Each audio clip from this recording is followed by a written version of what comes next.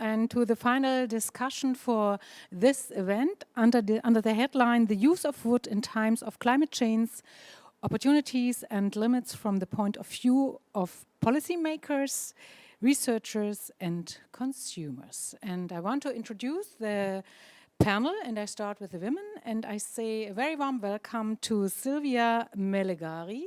She is Secretary General of the European Organization of the Sawmill Industry and the European Confederation of Woodworking Industries in Brussels. Hello. And also a very warm welcome to Lena Ek. She is chair of the FTP Board, Forest-Based Sector Technology Platform, Brussels. Hello to you. She is missing. I can't see her, but she will join, I think, in a few minutes. So I say also welcome back to Dr. Eva Ursula Müller, Director General for Forestry, Sustainable and Renewable Resources at the Federal Ministry of Food and Agriculture, Berlin. Very warm welcome to you. And I also announce now Christian Holzleitner, Head of Unit Climate Strategy, Governance and Emissions from Non-Trading Sectors at the European Commission, Brussels. Welcome to you. And I say also welcome to Dr. Marc Palahi. He is Director of the European Forest Institute in Finland, and last but not least, Professor Joachim Schellnhuber, German climatologist, founder and former director of the Potsdam Institute for Climate Impact Research. So at first I have a question to all of you, and this is, what are the biggest challenges in your point of view?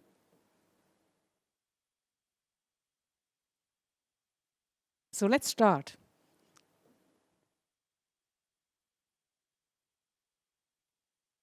Ladies first. Anybody in particular supposed to start, or should we all speak at the same time? Sorry, I didn't get this. I couldn't hear it, but I think somebody should start. Frau Ek? Okay, I'll be happy to start.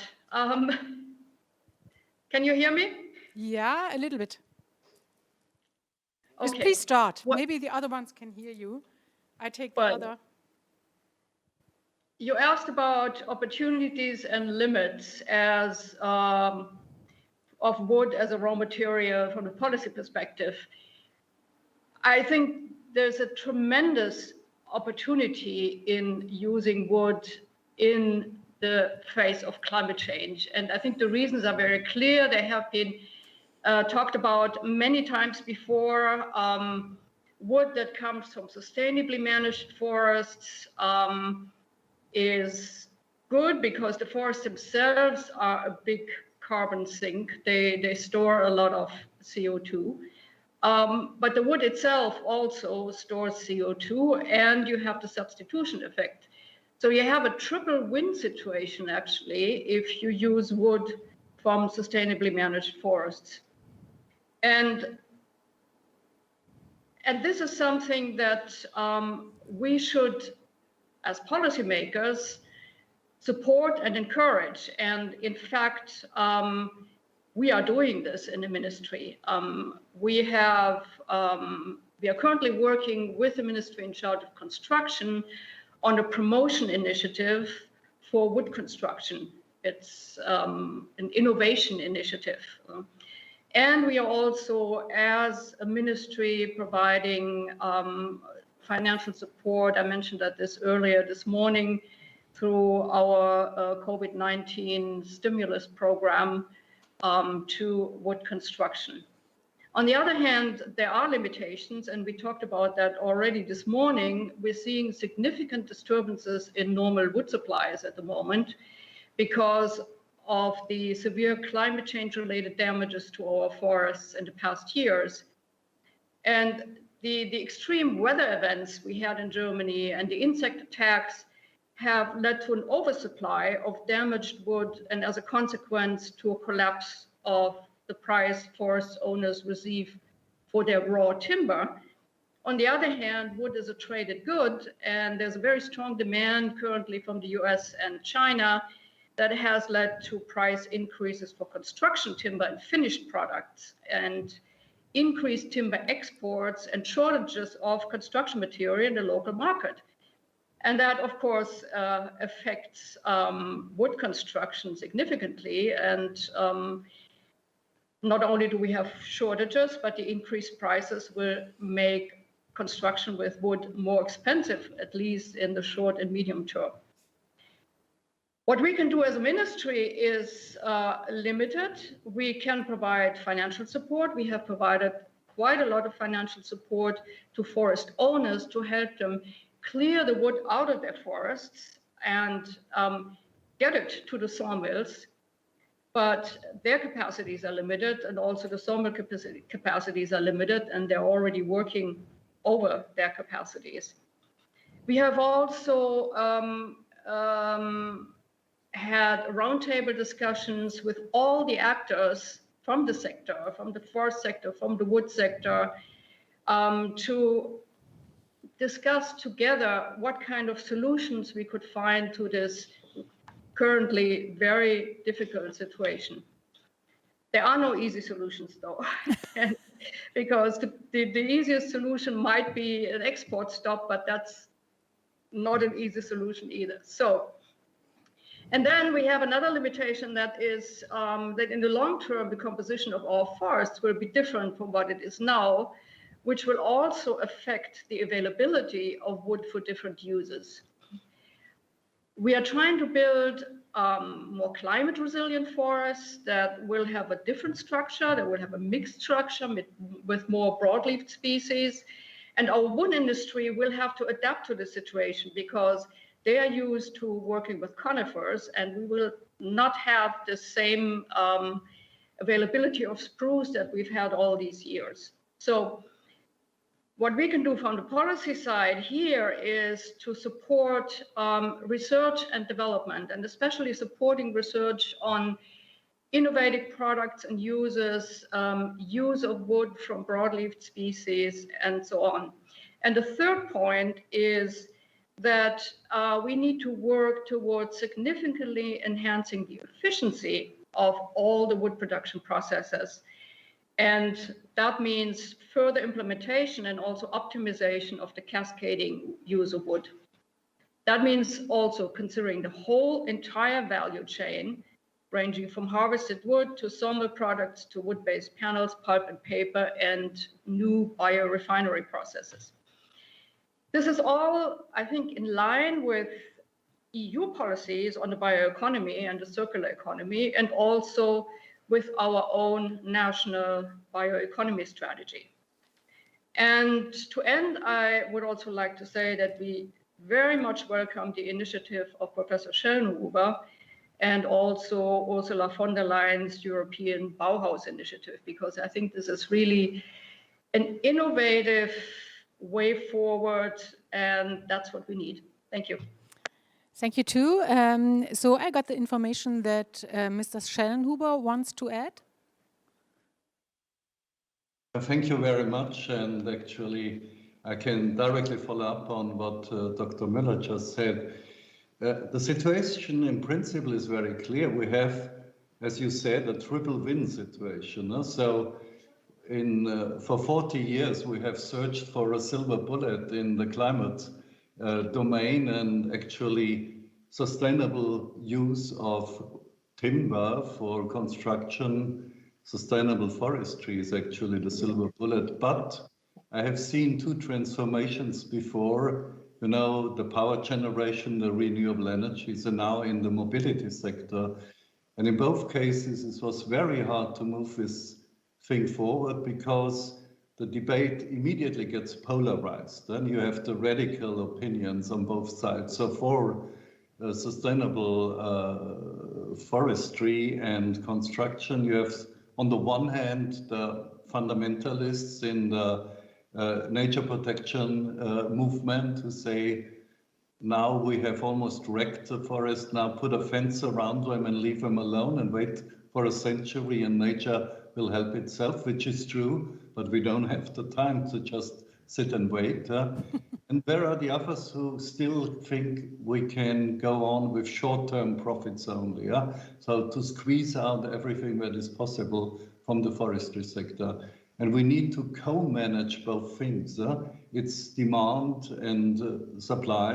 It is a co-transformation of the forestry sector in a sustainable way under climate change conditions. And it's a transformation of the built environment, which has for many, many years used very climate hostile materials, concrete and steel and plastic and glass and aluminium and so on. So in a way, it is the transformation towards a new way of settling on Earth. It's like that. It's a great, great transformation that is needed. So let's try to keep the radicals and the ideologists at bay and try to organize a rational discourse. And here I look to the European Commission, of course, I look to the various ministries, I look to EFI, I look to the big associations. We all need to join forces in order to organize a rational debate. And then I'm sure this debate will be extremely fruitful and will be a decisive factor in stabilizing the climate. Thanks. This transformation is also important for the industry, and I got the information Silvia Melegari wants to add. Yes, indeed. Thank you. You have mentioned this challenge, and forest protection might represent a challenge. Forest protection is very high in the agenda of the EU Commission. But from who and from what do we need to protect our forests? Forests are under pressure due to climate change. It was mentioned several times during the event today, the bark beetle propagation, but we also have other natural calamities like the Vaia storm who happened in Italy. And when we tackle the forest disturbances, we often, or how to protect forest, we often forget also that the economic value of forest. This aspect is completely underestimated or sometimes not even taken into account. Let's think about what happened in the last year to the bark beetle. Savage logging was necessary and processing damaged wood has been essential. But unfortunately, it was recalled several times, the wood processing industry was not big enough to process the large quantities of wood that was put on the market. And this quantity have been exported outside Europe. This was necessary. If we want to look at some number, the export of Germany, it's the country that is hosting this country, has been increased in the first quarter of 2021 of 105% compared to the same period of the previous year. Exporting, I want to underline, was essential because we do not have enough capacity in Europe, but also because we do not process this kind of wood. So I'm very happy that today here with us there is Lena Ek from the technology platform of the FBI, because R&D plays a fundamental role in wood promotion and in the wood utilization. We need to invest much more in new wood application for different kind of wood species that so far were not used, but also find a new application for a use of this bark beetle damage that our industry did not process. And then just because you mentioned about the challenge of the future, I would like to tackle also two other points. We need to create a favorable condition for the competitiveness of the woodworking industry in Europe. But in doing so, we need to look also at what is happening in other markets. I need to mention the logs ban that Russia will put in place in 2022. This will trigger some unintended shortage in the wood supply in Europe. It's very likely because somehow Europe will be surrounded by countries who have in place logs ban. But this is not the only example. We also have Turkey, who has announced an export ban on MDF and OSB that are material essential for the furniture production, and they are also wood-based products. So it's very important that we do not only focus in what is happening in Europe, but we also carefully monitoring what is happening outside of Europe, and we create favorable conditions in order to avoid market distortion that will reduce the competitiveness of our industry, like is the case of Turkey, or will reduce wood availability in Europe, like it might happen with Russia. Thank you. Yeah, thank you too. And now I would like to include Lena Ek and Christian Holzleitner and Dr. Marc Palahi in our discussion. Please take the chance. Yes, thank you very much. And hello, Professor Schellnhuber. A couple of years since we met last time. We last met when I received the Volvo Prize in Stockholm under your guidance. Thank you. That was a nice evening. Okay. Speaking for the FTP, but also as a member of the global board of the PEFC, what I'm concerned about is that in the current forestry discussion, there is very little about substitution. And I'm very happy that that's been one of the topics today. If we look at the outcome from 4 Swedish universities that looked at the climate benefits with the growing forests and adding substitution, we can see that substitution means 3 or 4 times as much as even a healthy growing forest that has been planted in the right way, managed in the right way, and cut in the right time. And especially worrying is this, of course, when we look at what the Commission is doing in, for example, the taxonomy, where substitution is not counted, but from a climate perspective, it is so extremely important.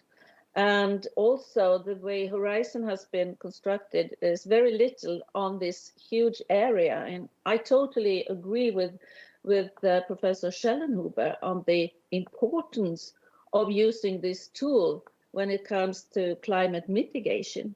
And so we need a lot of research, and we also need a lot of information on where the technological front is right now. And there has been a revolution in forestry management, but also in the industry, say for the last 10 years or something. Now we look at the cubic meter fiber as a Russian doll. You can take out one thing after the other. And it's even if we have like cutting and you make sawn goods and you build houses, then you take all the remainers and put them into biorefinery and you get paper. And when you boil the fiber, you skim off the tall oil, that becomes a green fuel. And in Södra, where I'm the chair of the board, it's a cooperative with 53,000 family forestry members. We also take out the methanol with the world patent on how to clean it and continue like this. Green electricity, district heating and cooling, a lot of bases for chemical products like glue or paint. And this continues. So there's a sort of overlap now between the chemical industry and the forest or forest industry in this way. And we see the same thing when we look at packaging and the new materials that are developed. Batteries is coming in, the possibility for surgery, for spare parts for humans even. All this is coming in, and all this is neglected in the taxonomy proposal. And it really hurts when, as me, I've been in forestry and sustainability and for decades. And I was one of the main negotiators for REACH when I was a member of the European Parliament. And I think one of the challenges today is that decision makers isn't aware of the extremely fast development when it comes to substitution and new products. And I think we can see this in the biodiversity report that was voted yesterday. I think we can see it in the Horizon. I think we can see it also, and by far the most, in the taxonomy. And I think we have in our hands the possibility to answer a lot of the global challenges that humanity has to find answers to really quick.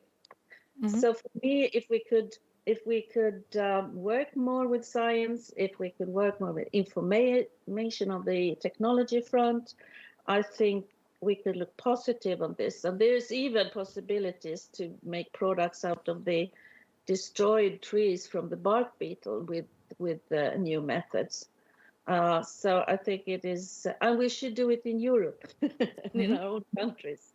Okay. It creates jobs and social development as well. Okay, now Christian Holzleitner, please. Yes, hi, good afternoon.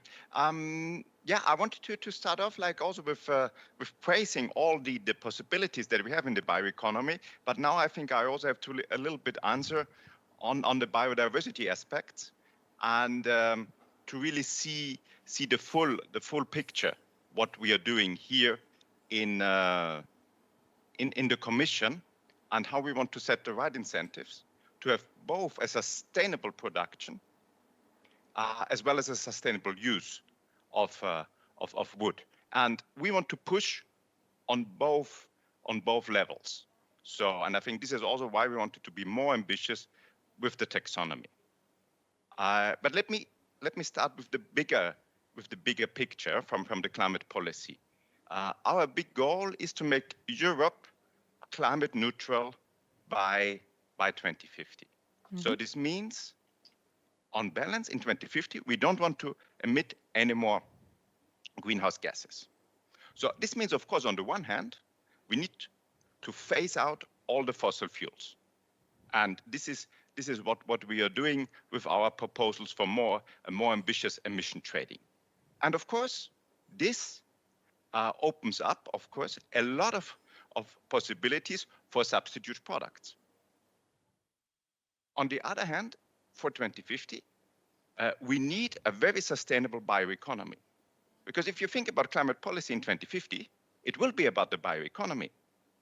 What will we have left in terms of emissions? We will have the emissions from the production of food, from fertilizers, from livestock. And we need to balance that with the carbon removals that we have in our soils, in our forests, and in the harvested wood products. And this we need to push. We need to make more sustainable. And as also said before, biomass will in 2050 become a very valuable resource as a feedstock. And we also want to have a more sustainable use of those products. And of course, long-lived woody construction material is a prime example of what we should do best with the valuable parts of a tree. So currently we have a carbon intake, carbon storage of 260 million euros per year. That we want to increase to around 300 million tons in 2030. And then if we look into a 2050 perspective, we will probably talk about 400 or 500 million euro tons. And that there are measures that we can do in the forests, in the soils, like through agroforestry. We will come out with our forest strategy, where we have the ambition to plant an additional 3 billion trees, but also through moving to a more long-term sustainable use of the wood products. And for example, with the Innovation Fund, which is financed from the revenues of the emission trading system, we are looking at such projects, and we are already getting now some that really look at, for example, making wood products that are as stable and strong as steel. So there are a lot of possibilities in there, also looking at bioenergy with carbon capture and storage and so on.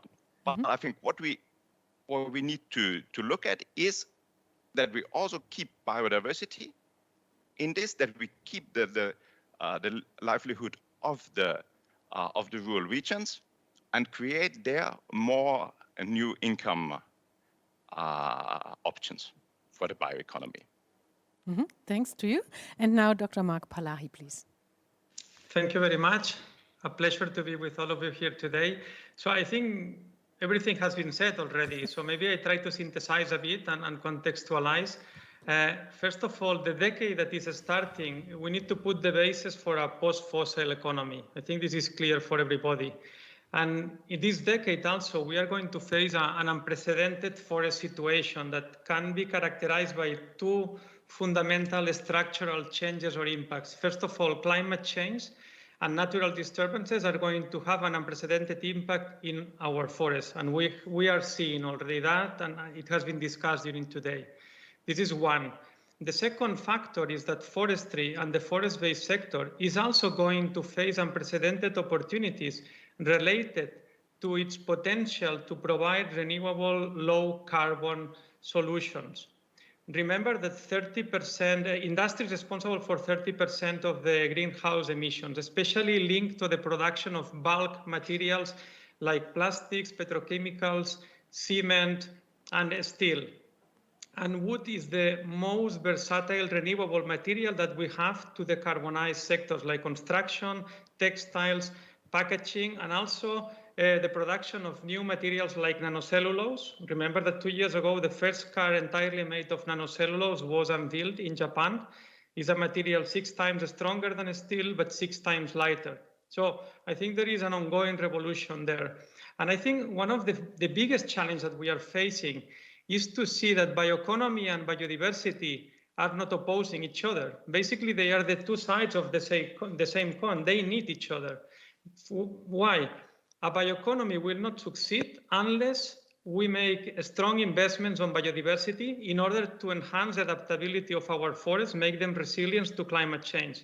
So it is on the interest of the forest-based sector to invest on biodiversity and adaptation.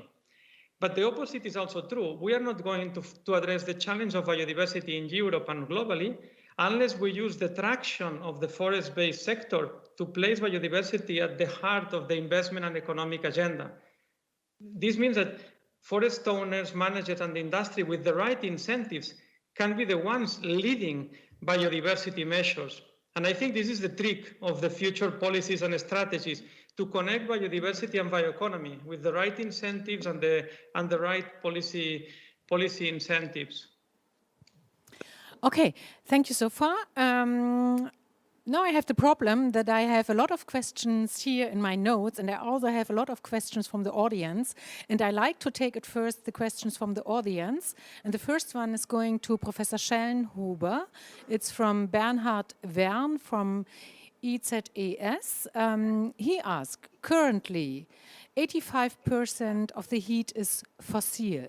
Isn't it better to make process heat partly renewable and use wood for the transition period until the hydrogen economy can replace everything?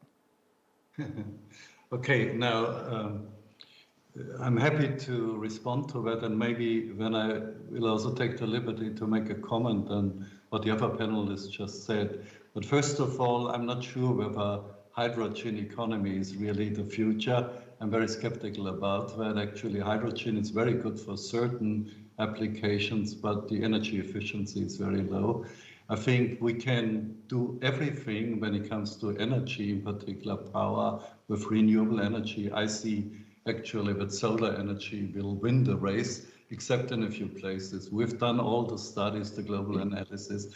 It's clear harvesting the sun in the end, in the direct way, is the best way forward for our civilization. Now, harvesting the sun in an indirect way, that is precisely what trees are doing. Yeah? But it's called photosynthesis. It's not very efficient, just 1%, but we do it for free, actually. And we provide so many other services for us, as has been said by Marc Palahi and by Mr. Holzleitner and so on, biodiversity, the water cycle, and so many other things, soil enhancement. So the only thing is that, and when I come to this question of sort of heat and so on, which was asked by the audience, but let me emphasize that our level of ambition is not big enough yet. When we talk about, and I've just been part of a co-authored a paper which looked at 440 scenarios for keeping global warming below 1.5 degrees. You know, that is our ambition. And it turns out none of these scenarios is delivering the right thing. They all have huge negative emissions from BECCS, for example, and so on. I do not believe in that.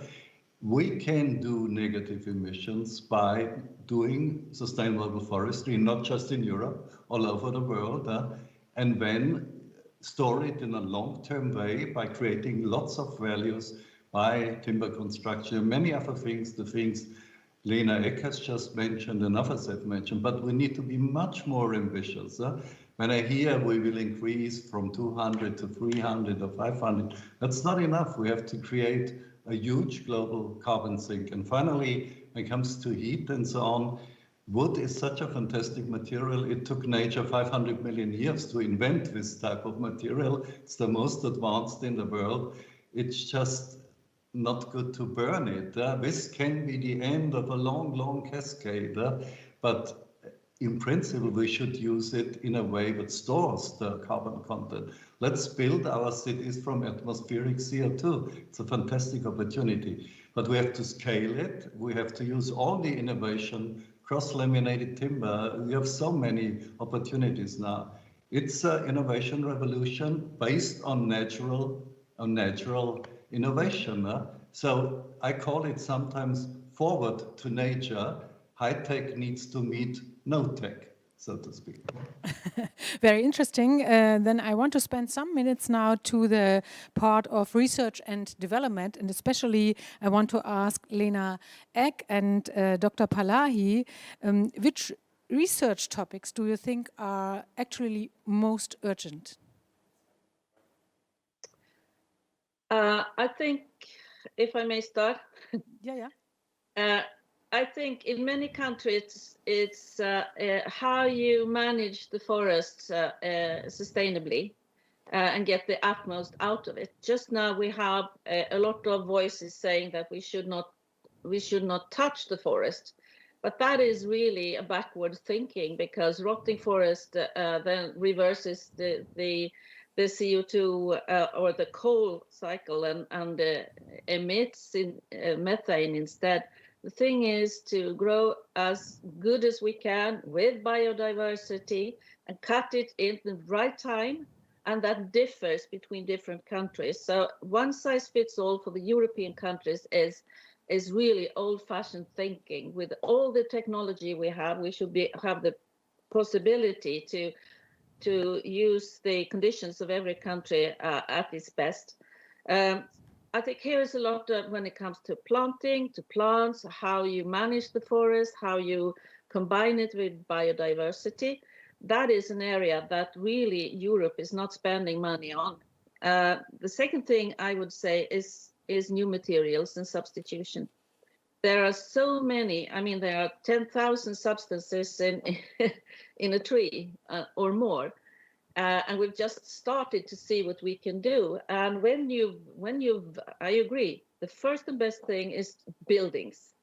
That is the best results. But then with all the other side streams that you get, you can do other things.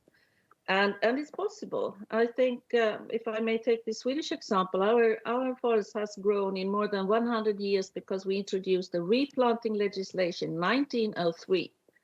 Every year except the great storm year, it has grown. And at the same time, Sweden has developed a world-famous industry in this area. And if you look at the plants that we have, or industrial plants that we have in Södra, they are already climate neutral. Our industry is climate neutral. Our transports will be climate neutral in 10 years' time. Our members' forests are growing, and we are developing new products every day. The latest thing is to combine dissolving paper pulp from birch and reuse cotton and make a blend of it. Excellent textile material. So there's a lot of things to do, but please let us use our forests in a smart way. Just let them stand as in a museum is not good for anything, not even for biodiversity, because it will be dark on the ground, and then you would have the the Christmas trees all over and nothing else. So sustainable forestry and new products. Mm-hmm. Dr. Palahi? Yes, thank you. Well, long list I could give you, but if we start with some of the challenges that were mentioned today, we need to understand better the impacts of climate change in our forest ecosystems and the potential tipping points. I think the risky thing or the dangerous thing of climate change is not what we know, but what we don't know. For example, look at Canadian managed forests. For the last 20 years, they have been sources of carbon and not sinks. Why? The impacts of natural disturbances. So I think we need to understand all these better and consider that we are not talking about a linear, simple system. It's very complex, so we need to be aware of potential tipping points. Then what do we do to address the situation? Adaptive forest management measures. Dr. Müller already mentioned we need to start learning which tree species will be occupying different parts of Europe and how these tree species will have an impact on the forest industry, which uses we can have. This means investments in innovation, on broadleaves and other things. We need to learn to do more with less. So investments in efficiency on the use of wood. Mm-hmm. Then we need to move to the market level. There is a huge gaps in research on global wood markets. And this, we need to understand much better emerging markets and what will be the role of wood-based products in textile markets, new biomaterials, building construction. So this requires a lot of cross-sectorial interdisciplinary research.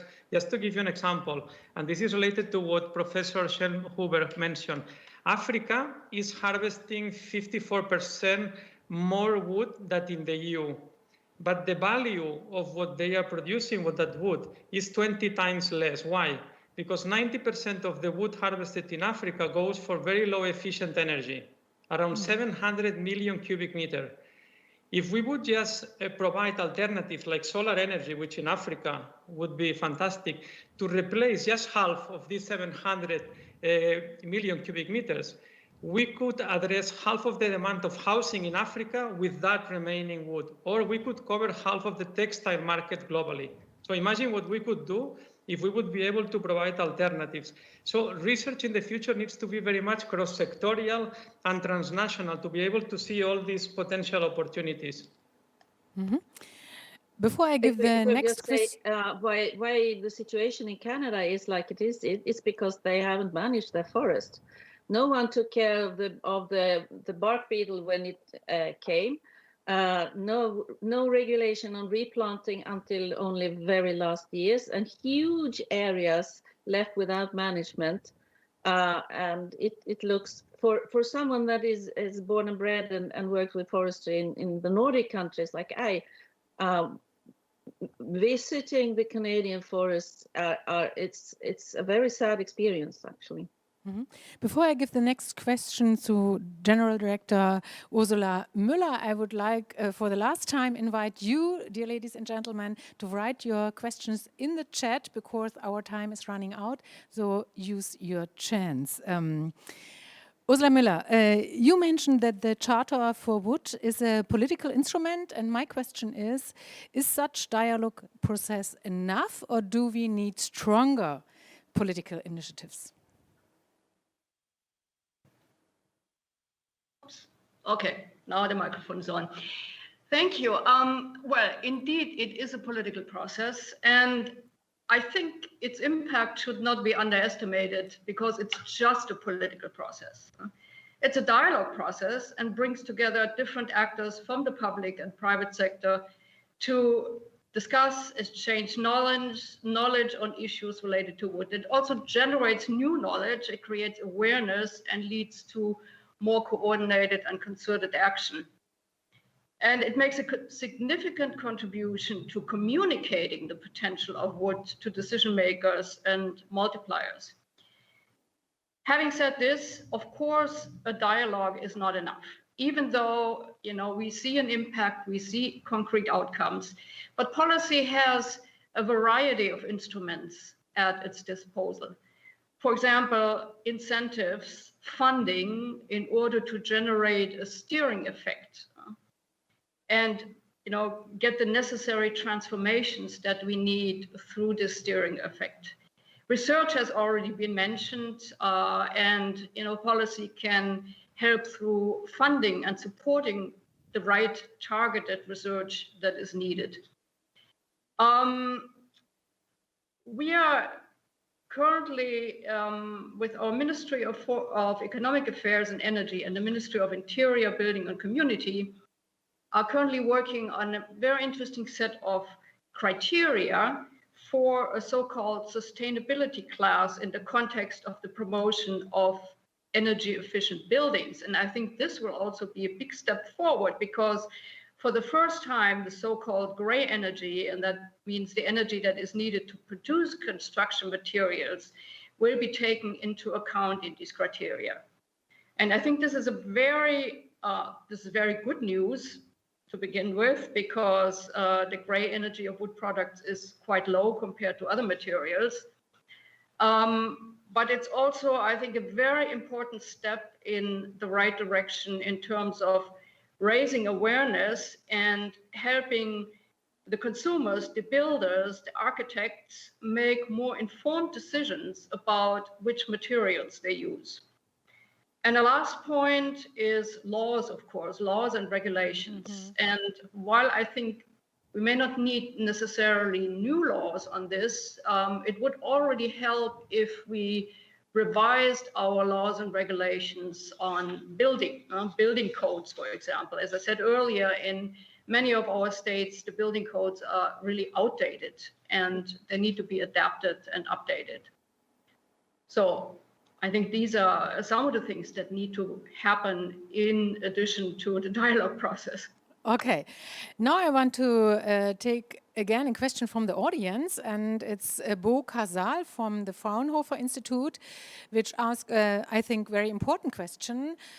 He asked, can we solve the environmental problems without addressing poverty, unequal distributions of resources and wealth, and overpopulation? So it's for all of you. If I may start, it's I think this is a very valid question. Having spent, I think I've participated in 14 UN climate negotiations in different roles, and in Warsaw, South African minister, and I, when I was a minister for environment for Sweden, were UN negotiators to get the whole package through, and it's impossible. We have to see to that all the SDGs, the UN Sustainable Development Goals, are in the same, are moved forward. We need the acceptance from people, both for addressing climate change, mitigation, adaptation, all of it, and it's also climate change is also a very social problem. I think Indira Gandhi said in her first international speech ever at the Stockholm 1972 Environment Conference, UN Environment Conference, that poverty is the worst pollution. And I think there's a lot of it in this.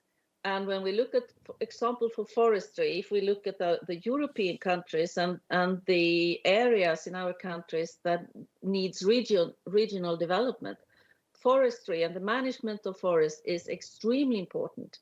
It provides the livelihood for a lot of families. Only in Sweden, I mean, a huge country with a very small population, is 330,000 families depending on the forests that they own. And I think this has been, it's the same in every country. So we have to look at both, all of the cornerstones of the SDGs, the economic, the social, and the environment in a combination. And it's perfectly possible, for example, by building better housing in Who wants to add his opinion? Okay. Professor Schellnhuber? Yeah, right. No, I think it's an extremely important question. So I have two remarks on that. One is that, yes, we are talking about the European Green Deal and forest strategy and so on. But let's face it, the battle against global warming, but also the battle for preserving biodiversity will be won or lost on the other continents in the end. It is like that. In Africa, in Indonesia, in Brazil, and so on. That's where the big destruction of biodiversity is happening right now. But it is also where, if we build all the planned projects with concrete and steel on these continents, we will just bust the carbon budget we have still left. So Europe can, on the one hand, do something in our own house. We have to keep it clean and we have to make it better, actually. But we can develop models how we can deal better with the forests of this world and how we can transform the built environment. So that's the one thing. The other thing is, I don't think overpopulation is really a problem. That is a myth in a way. Africa is still less populated than Europe is. If there is an overpopulated continent, it's Europe actually. But the problem is that if we have a mineral-based world economy, then it's very unjust. It does not provide opportunities for many people in this world. I do believe, and I've looked into that in various places, I think that a bio-based economy is providing much better opportunities for most people in the world. So I've seen in Ethiopia, for example, reforestation has provided new livelihoods, of course. So people who have to ask, to beg actually for relief from Europe or North America now can make their own living actually. So I think the transformation towards bio-based economy is also providing a better opportunity for most people in the world to make a decent living. Mm-hmm. Yes, I want to add to Professor Schellnhuber because I think this is a crucial question, and it's not only about poverty, but it's about having a socially fair green transition. Unless we have a socially fair green transition, we will not succeed. And it is very clear that the way biological resources, especially forests, are owned, managed, and distributed in the territory makes it easier to have an inclusive prosperity compared to fossil resources. If you look at the ownership of fossil resources compared to biological resources, the distribution and the management requirements, it is much easier to distribute jobs, prosperity, innovation, infrastructures in the territory. And the forest-based sector in Europe is a good example. The wood-based value chains provide more than 4 million jobs in Europe. These are many times more than the 3 energy-intensive industries of cement, chemicals, and steel together combined. In addition, the forest-based sector includes 400,000 small and medium enterprises in Europe. This is a massive infrastructure to realize the potentials of the Green Deal. So I think this social aspect, which is many times forgotten, is one of the fundamental pillars of the circular bioeconomy. Mm-hmm. Silvia Melegari? Yes, I also would like to add, because you already have received a lot of information about this point, that when it comes to fighting poverty, but also tackling a loss of biodiversity, the European Commission has established 2 very important programs. One is the UTR and the other are the FLECT agreement, under which only legal wood is exported outside country, like, for example, Africa, Malaysia, just to mention it too.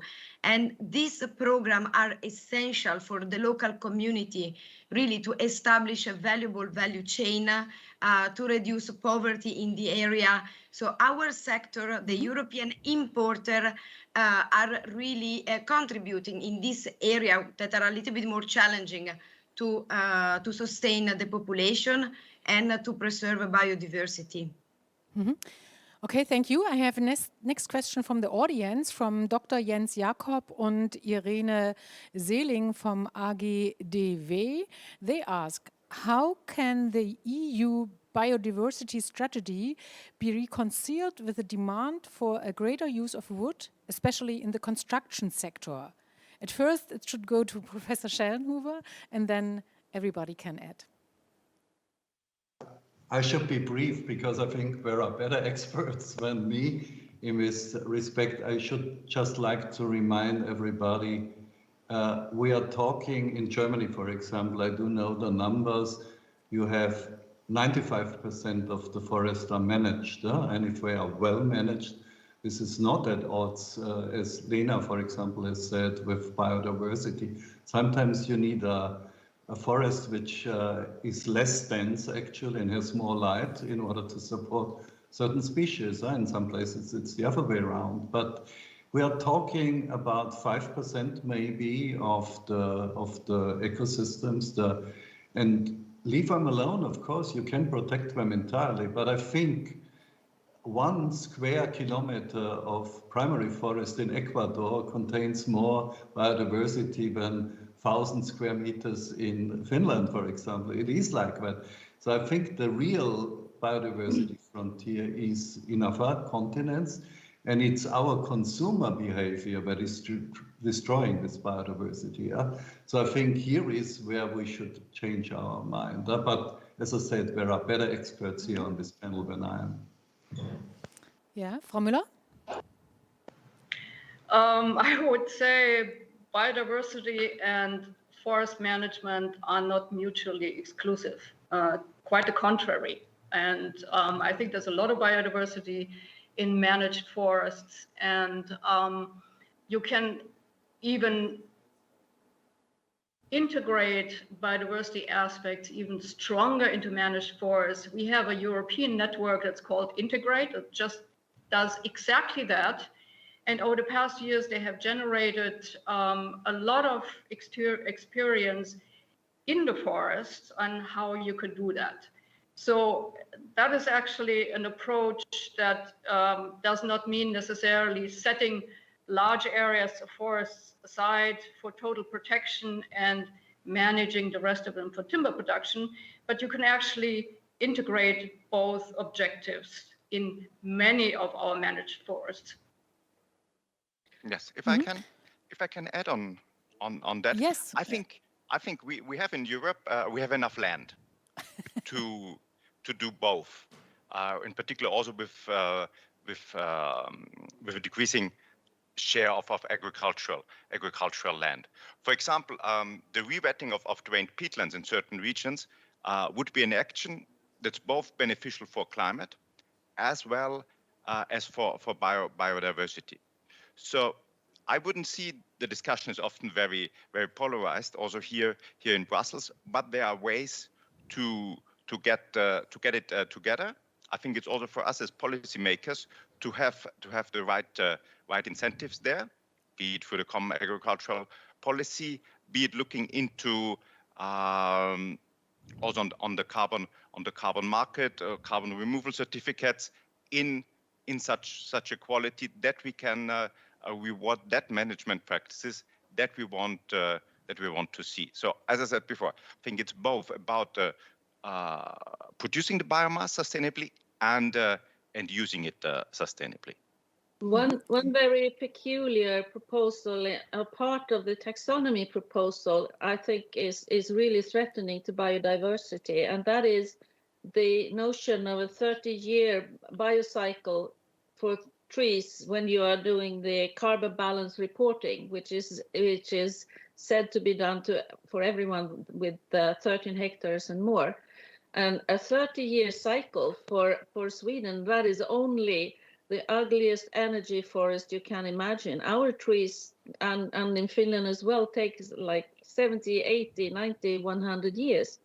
And in order to be deemed sustainable in this carbon balance reporting that is included in the taxonomy, there is a 30-year definition, which is so peculiar and will absolutely, for those, it will damage the beautiful forest that we have in the Nordic countries. Mm-hmm. So if there was one plea from this meeting is to remove this part of the taxonomy, it's crazy. Mm-hmm. Silvia Melegari, you want to add? Yes, I also have a recommendation regarding biodiversity. It's absolutely necessary to develop criteria. This the industry perfectly understand. but so far no impact assessment has been made in order to understand what they will be the consequences for the industry who are located in the area that it will be appointed as a strictly protected area, old growth forest. And this it will be absolutely detrimental. We shall not forget that the European wood processing industry, hardwood and softwood, we do not import any wood outside of Europe. So without an impact assessment of how prices will be increased, how will be the wood availability, many micro sawmill will close down, and that will be absolutely detrimental, particularly when the forest will be attacked by bark beetle or natural calamities. Then the only solution after the savage logging, it will be to export. So this is really a recommendation for the member states, for the Commission, for the forest owner, public and private. You need to dialogue with the industry. You need to make an impact assessment. You need to understand what will be the consequences for the industry before taking any decision, before to implement any legislation. Thank you. Okay. Before we start the final round, because our time is running out, I have one more question from the audience to Dr. Müller. The question from Dr. Andreas Steffen from Simplecamp is, what importance does the ministry place on the development of short rotation plantations, means agroforestry in Germany, in terms of their material and energetic use? I think agroforestry has a lot of potential, and in Germany it's really not very well developed. There have been some experiences with these short rotations in agroforestry systems, but it's not something that is common in Germany. And I have been in many countries, and I've seen a lot of agroforestry systems in other countries. And Germany is, I would say, far behind. Agroforestry here in Germany is often seen as part of agriculture, less forestry, but more agriculture, an agricultural system.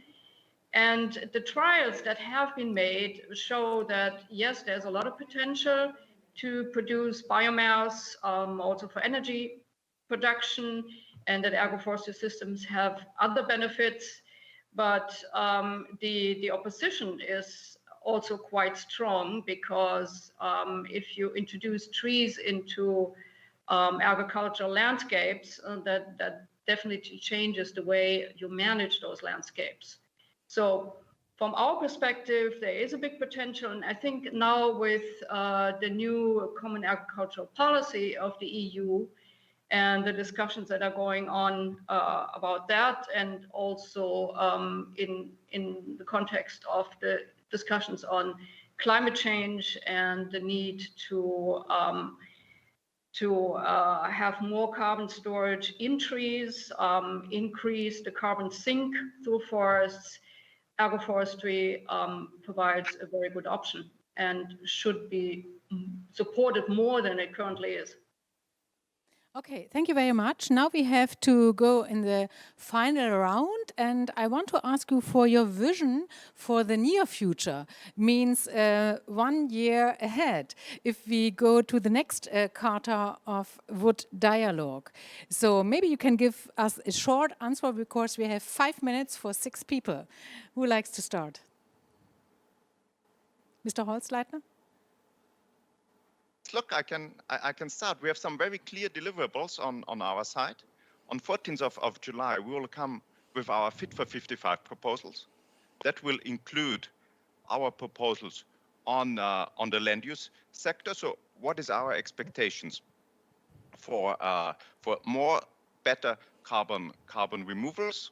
We will also come forward with a simplified accounting framework, with a better use of digital technologies with remote sensing, so to give really the right incentives to the member states. And that we want to follow up in December with a communication on carbon removals, on carbon farming. How can we bring better incentives to the farmers and foresters so that we can reward better those that adopt more climate-friendly practices, be it through the common agricultural policy, be it through private carbon markets. Next one, please. I can follow up. I mean, because when the others have more time to think about it. But I'm not a member of any party, but I have a political wish actually for Germany in this case.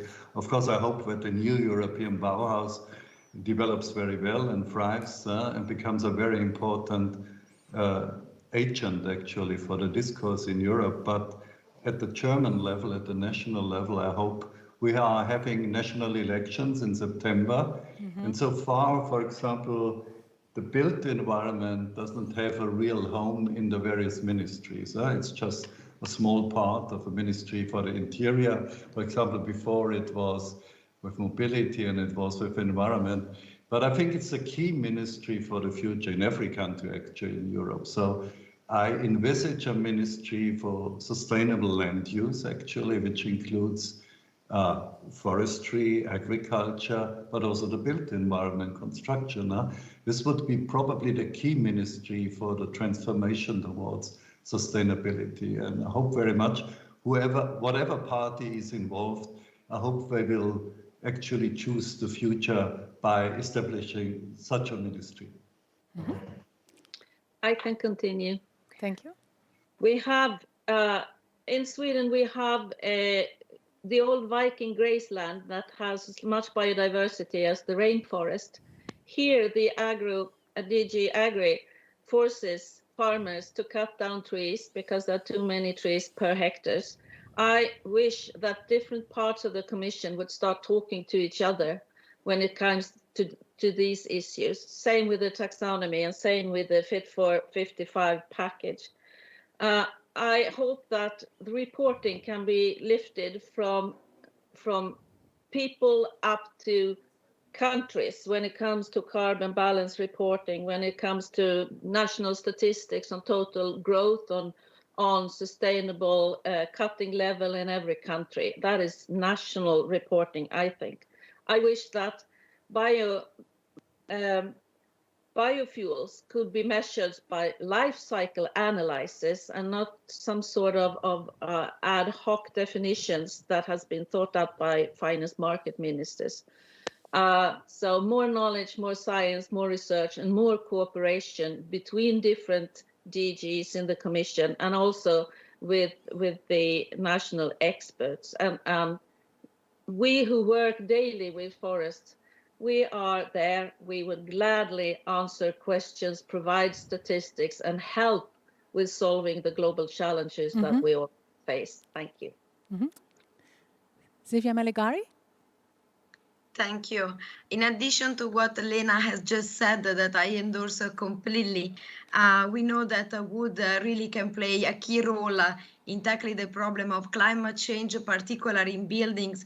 So in addition of the contribution that the woodworking industry would like to give in the Bauhaus initiative, of which we are also partner, what we would like is that criteria for a robust and transparent carbon accounting method to monitor and verify the emission associated with materials and construction process, including the benefit associated with carbon storage, will be developed at EU level. We know that the Commission is already working on this, DG Clima, and we hope that this instrument will be really an instrument for further promoting the use of wood as construction material. Thank you. Thank you very much. Dr. Palahi?